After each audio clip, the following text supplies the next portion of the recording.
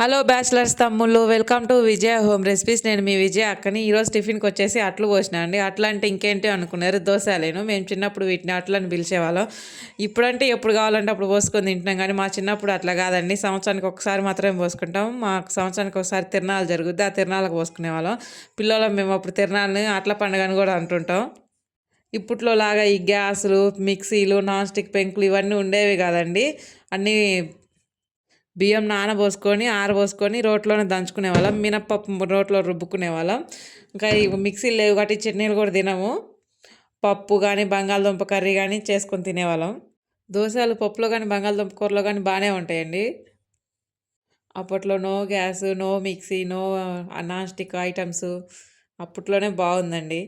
వీటిని మీ సైడ్ ఏమని పిలుస్తారో కామెంట్ చేయండి. అలాగే ఈ వీడియో కనుక నచ్చినట్లయితే లైక్ చేసి, షేర్ చేసి, సబ్స్క్రైబ్ చేసుకోండి తమ్ముళ్ళు.